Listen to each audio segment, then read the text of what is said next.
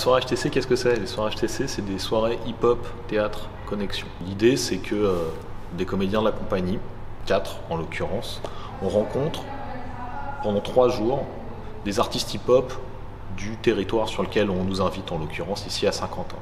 On pose des questions, on amène des matériaux et pendant 3 jours, on essaye des choses. Qu'est-ce qu'un texte?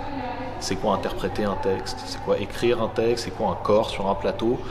Ces questions-là, on les met en commun et puis la soirée HTC, c'est une tentative de réponse performative à ces questions. Et à l'intérieur de ça, en fait, il y a différents espaces qui s'ouvrent. Il y a un espace d'open mic et un espace de danse participative, on pourrait dire, quoi.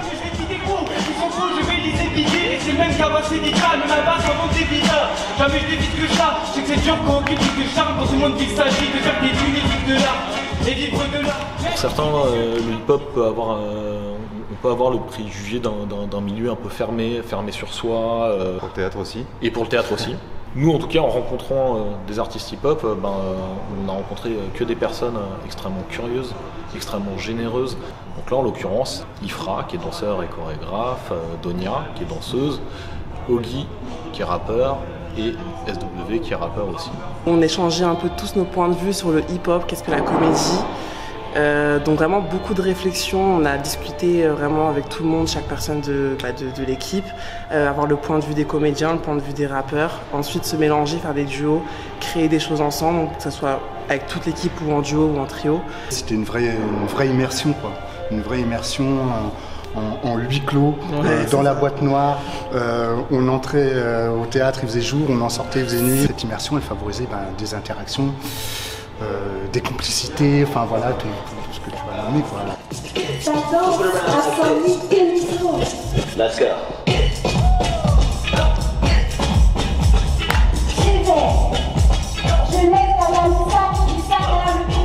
Alors, pourquoi moi j'ai accepté? Alors déjà parce que c'est une expérience qui est super intéressante. On sort de la zone de confort, clairement, pour moi qui suis danseuse de hip-hop majoritairement. On se dépasse, on est dans l'interprétation surtout. Cet aspect transdisciplinaire également, ouais. Pouvoir déplacer un peu nos savoir-faire, avoir aussi un autre regard et un autre point de vue sur ce qu'est la création artistique aujourd'hui. Nous, à chaque fois qu'on fait des spectacles, on s'attaque à des domaines qui ne sont pas les nôtres. Le prochain spectacle de la compagnie qui s'intéresse à la culture hip-hop. Il fallait qu'on appréhende c'est quoi le hip-hop. Et quoi de mieux que d'appréhender ça? Alors, on fait évidemment un travail de documentation, mais il y a un besoin de rencontres au plateau. Il y a un double mouvement pour ensuite, quand on passe à l'écriture dans la création, dans le sens où cette expérience, elle va faire possiblement partie du récit qu'on va écrire, et aussi elle va nous charger, nous nourrir pour savoir d'où on pourra parler, parce que nous-mêmes on n'est pas praticiens à la base. Et c'est aussi une utopie. On a ce truc-là de se dire, dans la culture hip-hop, il y a 4 grandes disciplines artistiques, le DJing, le rap, la danse, le graphe, et qu'à l'origine, le théâtre en tant que discipline est absent. Si on devait revenir dans les années 70, se dire tiens, au moment où ça se crée, il y a une cinquième discipline qui émerge, qui serait le théâtre hip-hop, comment ça se ferait, à quoi ça répondrait et comment il peut se nourrir de ces autres disciplines-là pour essayer d'inventer quelque chose. Et là, c'est ce qui se passe concrètement, quoi. On est vraiment dans des échanges de pratiques. C'est super intéressant de voir comment un rappeur travaille un texte, comment même il l'écrit. On n'a pas les points d'appui aux mêmes endroits, et c'est tout ça qui fait la richesse de la rencontre avant même la performance ensemble, quoi. Je pense que je suis allée une seule fois au théâtre et c'était quand j'étais au collège. Là j'ai 24 ans aujourd'hui, donc je suis plus rentrée dans une salle de théâtre. Donc ces comédiens, je les aurais jamais rencontrés avant. Pour ma part, c'est une des premières fois où je danse sur le plateau de la scène nationale. En plus, c'est ça aussi, c'est vraiment la découverte de tout cet appareil, cet outil en fait, qui est magnifique, quoi, et qui permet de réaliser de belles choses.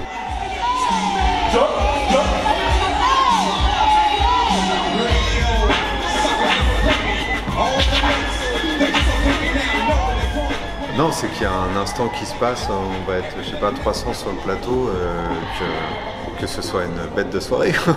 Et que aussi que les spectateurs, ils sentent quelque chose de la métaphore qu'on propose. C'est quoi qui fait culture, c'est quoi qui fait art et comment on le partage. Et voilà, si on peut faire ressentir quelque chose de cet ordre-là, on aura gagné. Et il y a un truc, quand ça se passe, c'est génial, c'est un mélange des publics qui est complètement fou et cool, quoi. Et des publics qui n'ont pas le même genre de pratiques de spectateurs qui se retrouvent et généralement c'est assez chouette.